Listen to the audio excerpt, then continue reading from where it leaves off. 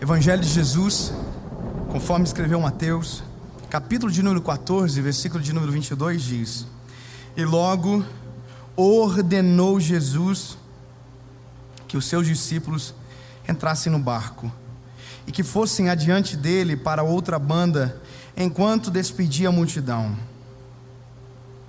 Esse texto, ele mostra uma dinâmica de Jesus trabalhar diferente daquela que era comum. Veja, Jesus era persuasivo, inteligente, amoroso. Então, a palavra ordenar não era necessário com Jesus. Jesus não precisava ordenar, porque o pedido dele era uma ordem. Bons líderes não ordenam, eles pedem, porque o pedido deles se torna ordem pelo amor de quem segue a voz dessa liderança. Isso é normal. Quando a gente age com a autoridade inadequada, a gente meio que fecha o coração de quem ouve. Então, quando Jesus ordena, Jesus não está dando opção deles dizerem: olha, não tem como ir depois, ou esperar o Senhor vir. Talvez o Senhor despede a multidão, a gente fica junto. Como Jesus tinha acabado de fazer um milagre de multiplicar pães e peixes, então eles estão tudo meio esbabacados ainda com aquilo, estão tudo meio confuso. Como que sobra pão e peixe de 5 pães e 2 peixinhos? Então estão tudo assustados. Só que Jesus, quando ordena, ele não abre margem para discussão, ele só ordena. Então Jesus, de maneira intencional e imperativa, obriga eles a entrarem no barco e atravessarem para outro lado. Mas tem uma coisa: qual é a necessidade de Jesus ordenar com discípulos que o seguiam voluntariamente? Eu vou te dizer, eles já tinham vivido tempestades na vida. Eles já tinham vivido tempestade. A última tempestade que eles viveram, Jesus estava no barco. Jesus estava no barco, dormindo na polpa. Então, quando a tempestade começa, o vento assola, as ondas açoitam o barco, eles gritam: Jesus, acorda! E Jesus acorda, acalma o vento, a tempestade, e eles exclamam entre si: quem é esse que até o vento e o mar obedecem? Eles têm história, só que agora Jesus está mandando eles irem para o meio do mar, sem Jesus na proa, na polpa. Antes eles viam a solução para o problema dentro do barco. Agora, se desse problema, os olhos deles não veriam a solução. Quem já foi na Galileia, quem já andou no meio daquele mar, é interessante, quando você sai da margem, não tem vento, a água é parada, mas quando você está exatamente no meio, tudo se altera, o vento, as ondas. Então eles conhecem o mar, tem histórico de tragédia, de tempestade, só que tem a lembrança de que Jesus estava no barco. Quando Jesus ordena eles a irem, Jesus sabe da tempestade, do medo e do trauma. Jesus sabe. Só que tem coisas que Jesus, de maneira intencional, nos insere para que a gente aprenda que nem sempre veremos Jesus no meio da tempestade. Nem sempre Ele estará dormindo no barco. Agora escute, não é pelo fato de você não enxergar que Ele não te vê. Não é pelo fato de você não enxergá-lo na polpa que Ele, da onde está, não te vê no meio da tempestade. Quando Jesus os coloca na tempestade, Jesus diz: vão que eu já vou. Jesus sabe onde eles estão, aonde irão chegar, e os olhos de Jesus estão sobre eles. Eles não veem Jesus, mas Jesus os vê. A dificuldade nossa é que em tempestades como as que vivemos, nem sempre vemos Jesus no nosso barco. E o desespero se aplica quando os nossos olhos não enxergam aquilo que a nossa fé deveria crer. Eles estão no meio da tempestade e parece que o programado acontece. A tempestade vem. E antes a solução estava dentro do barco, agora não. Vento, onda, barco, discípulos. Está faltando alguma coisa. Eles estão desesperados, vão morrer, estão loucos, dizendo: nós não temos esperança, porque ele não está no barco essa vez. Nós não estamos vendo ele não está, não tem quem acordar. Eu vou repetir para que isso fixe na tua cabeça. Não é pelo fato que você não vê que ele não te enxerga. Não é pelo fato que você não tem para onde correr dentro do barco que ele não esteja no meio da tempestade próximo de você. Aleluia. A Bíblia vai dizer que a tempestade assola e eles estão desesperados, com medo da morte, quando de repente alguém vem caminhando sobre a tempestade. Qual é a história que eles tinham antes? A história que eles tinham antes veio uma tempestade, Jesus estava dormindo no barco, a gente acordou ele, acalmou a tempestade, ponto. Mas agora a história que eles terão para contar.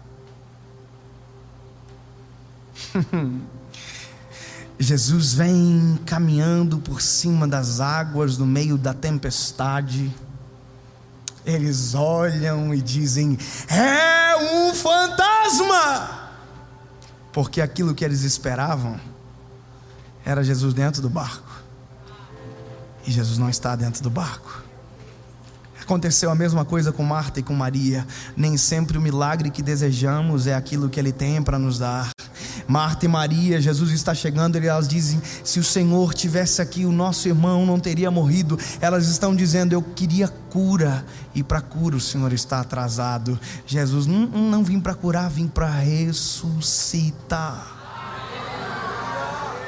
Ei, a tempestade está posta, Ele nos obrigou, e se Ele não nos obrigou, Ele não vem. Não tem como vir, não tem barco agora, e aí? E aí Ele está andando sobre as águas, na tempestade. Coitado, Gabriel Medina passa vergonha perto desse homem, porque ele não acalmou a tempestade para andar por cima das águas, ele andou por cima das águas no meio da tempestade. O vento é contrário, o mar é revolto, mas Ele tem domínio sobre todas as coisas. Ele caminha por cima das águas, e Ele está indo ao encontro. A Bíblia diz que quem vê diz: é um fantasma, todos se espantam. E Jesus diz: ei, acalmem, sou eu, Jesus.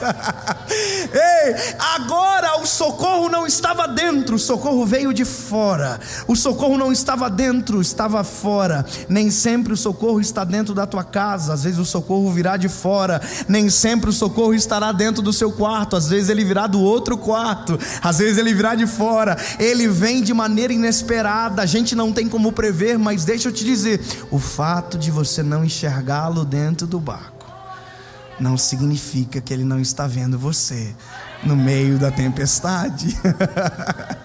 Ele vem. Pedro é o mais louco do negócio. Pedro disse: se é você, me chama que eu vou contigo por sobre as águas. Jesus tinha que dizer: Pedro, se eu tiver que escolher alguém para andar por cima das águas, convenhamos que não vai ser você. Eu vou escolher o João, meu parceiro. Só que cada um reage diferente à tempestade. Tem gente que grita, tem gente que se esconde, tem gente que pula do barco, tem gente que não acredita na salvação. Enquanto provavelmente João, porque é o mais bonzinho, mais carinhoso, mais calminho, deve estar de joelhinho no barco dizendo: vem salvar a gente, Jesus. E provavelmente pode ter sido essa oração que traiu Jesus por meio da tempestade. Pedro está querendo sair do barco para viver a tempestade com Jesus. Perspectivas diferentes, experiências diferentes. Ele olha e diz: se é o Senhor que está aí, me chama que eu vou contigo sobre as águas. Vem viver a tempestade de outra perspectiva. Vem ter experiência no meio da tempestade. Vem me conhecer melhor no meio da tribulação. Vem conhecer e desfrutar da minha glória no meio de um lugar onde todo mundo não acredita que eu possa fazer alguma coisa. Pedro sai de dentro do barco. Só que quando Pedro sai, as ondas continuaram a açoitar, a tempestade assolar, o vento ainda era forte. Deus não vai mudar a tempestade para você ter experiência. É na tempestade que as maiores experiências acontecem. Pedro sai e percebe que o vento era contrário e começa a naufragar, a afundar.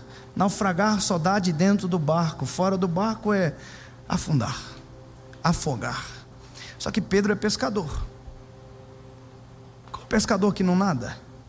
Qual é o medo de Pedro?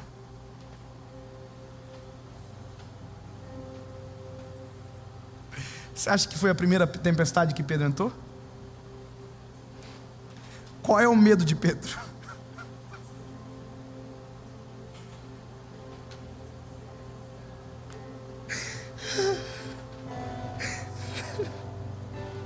Pedro já viveu inúmeras tempestades na vida dele, era pescador. Qual é o medo de Pedro? O vento ele já viveu, a tempestade ele já viveu. Qual é o medo dele? Perder Jesus de vista de novo. Ele começa a afundar dizendo: ei, tem misericórdia de mim, porque ele trava. Tem gente que trava quando Jesus não está, tem gente que trava quando Jesus chega. Ele trava. Já teve um sonho que algo ruim aconteceu e você não conseguiu correr? Já viu coisa horrível? A gente quer correr, mas que... Já teve um sonho que você quer gritar e não consegue gritar? Já viu? Entra um bandido na casa no sonho, aí você quer... a voz não sai, já viu? Pedro sabe nadar, mas está travado. Pedro já viveu tempestade, mas está travado.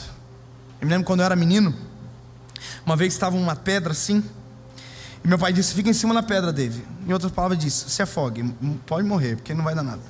Pra gente que é criança, todo não vira assim, né? E aí meu pai: não saia da pedra. Conclusão, caí da pedra e comecei a afogar e comecei a morrer. Sabe o que passou na minha cabeça naquela hora? Sabe o que?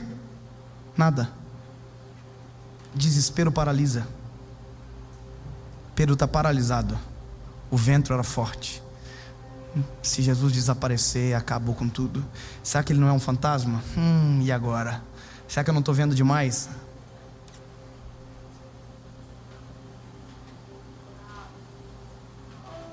Você pode paralisar, mas eu não paraliso.